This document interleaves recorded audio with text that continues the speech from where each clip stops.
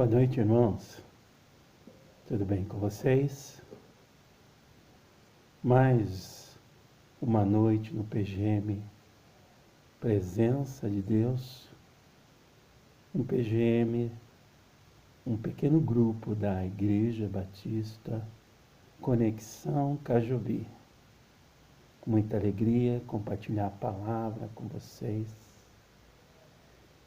se alimentar novamente no néctar que flui do trono de Deus, a palavra viva de Deus, que entrando dentro de nós, nos transforma de dentro para fora e nos prepara para o novo de Deus, para o vinho novo que Deus tem para derramar no nosso tempo. Tempo de crise, sim, tempo de queda moral, tempo de desespero, tempo de angústia, para o mundo, não para o escolhido, não para o Filho de Deus, não para quem foi lavado e remido no sangue do Cordeiro. Jamais esqueça esse detalhe, irmão. Você foi lavado e remido no sangue do Cordeiro. E hoje nós queremos refletir acerca de uma palavra que está lá em 2 Timóteo, capítulo 1, versículo do 1 ao 11. Uma palavra em que Paulo escreve ao seu discípulo Timóteo. Paulo está encarcerado em Roma, numa situação de isolamento, uma situação em que ele está debaixo de grilhões. Porém, o Evangelho, ele diz que o Evangelho ninguém pode prender, ninguém pode barrar o crescimento da Igreja do Senhor Jesus. Ninguém pode deter o avanço da palavra de Deus e o efeito da palavra de Deus sobre a vida das pessoas. Portanto, você que está em situação de isolamento, a palavra que está com você não está presa, não está isolada e não está restrita. Continue manifestando a glória de Deus, continue pregando, continue orando, continue buscando, porque a palavra não está presa, não está restrita, não está em isolamento social. A palavra de Deus continua livre para produzir os frutos que ela costuma produzir. E ela começa a produzir primeiro na tua vida. E Paulo está falando para Timóteo o quanto é bom saber que a cultura do reino está sendo transmitida. É isso que Paulo está dizendo. Paulo está falando a respeito da oração, da importância da oração, da importância da fé para a transmissão da cultura do reino. E a cultura, ela é transmitida de pai para filhos, e assim sucessivamente.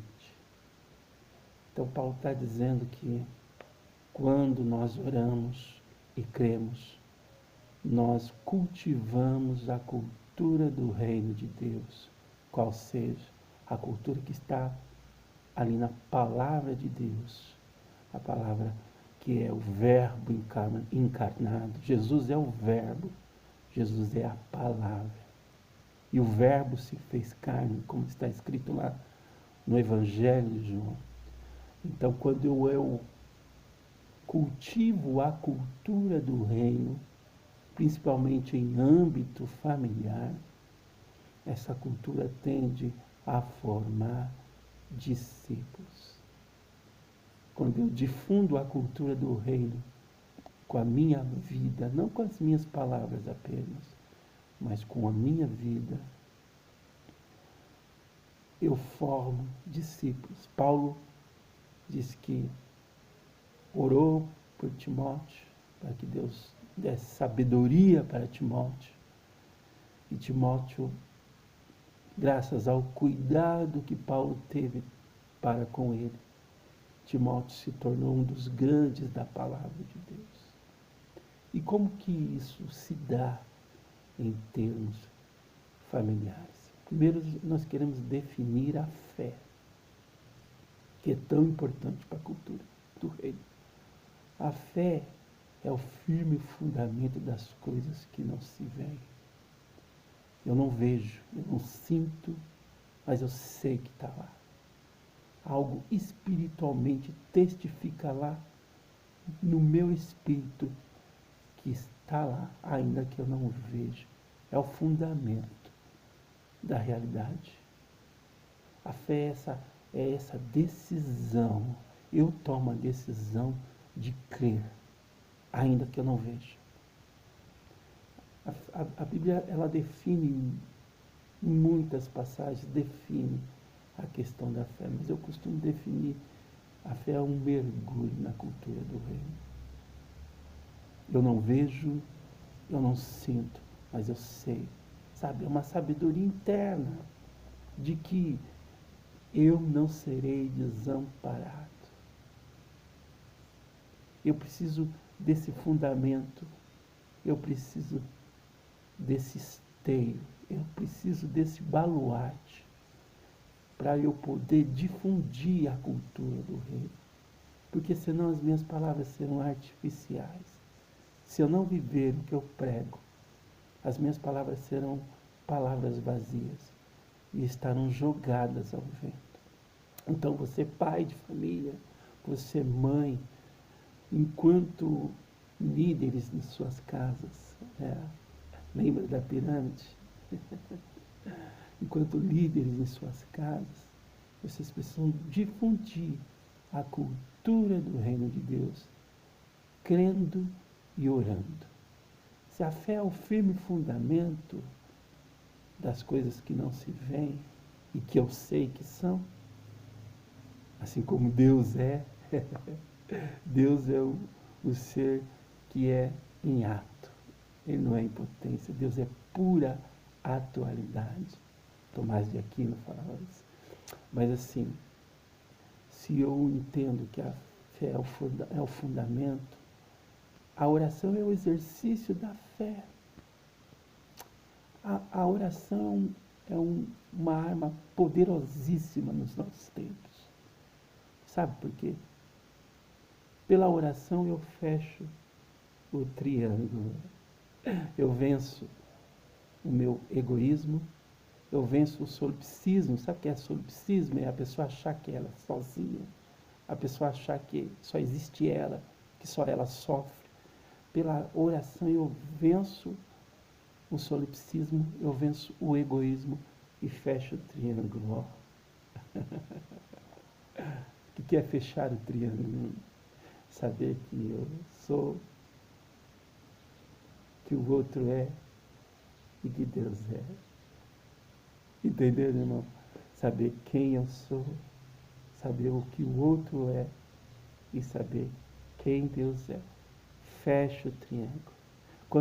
Quando o triângulo se fecha, eu tomo ciência da existência do outro, da necessidade do outro, da necessidade que o outro tem de Deus como eu tenho.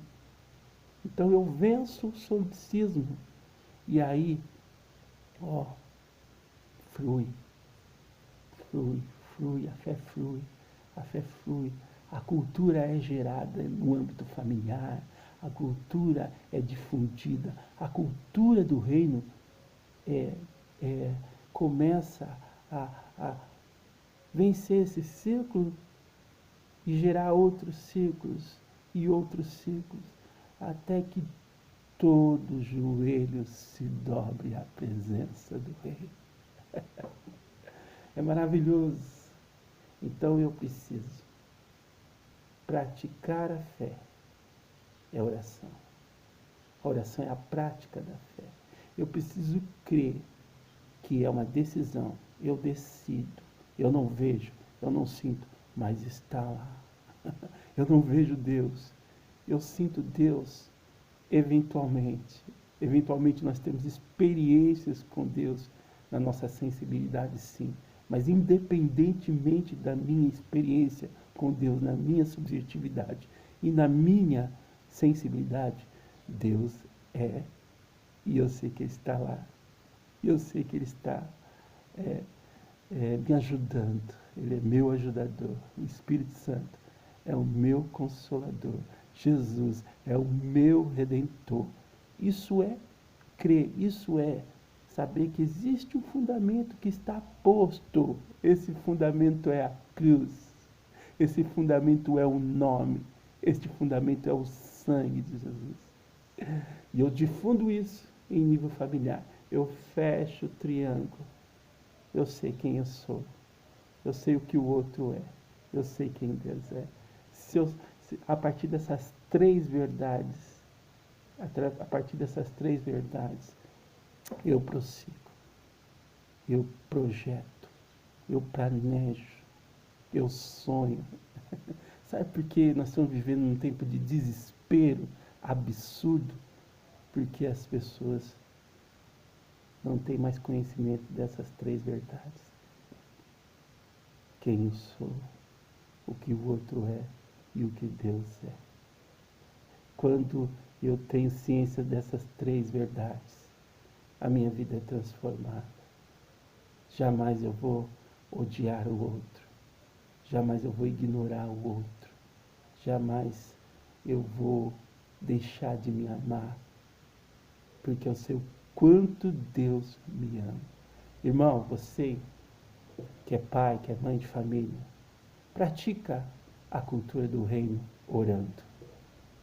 Crê que Deus pode mudar essa situação que vocês estão vivendo.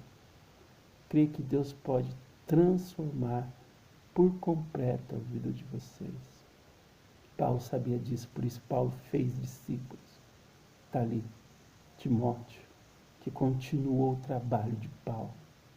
A cultura foi engendrada, foi ensinada, foi aprendida. A fé é algo que se aprende, irmão. Não é DNA. Filho de crente não é crentinho. Filho de crente precisa ser ensinado na fé. Precisa ser embevecido na cultura do reino para se tornar filho de Deus.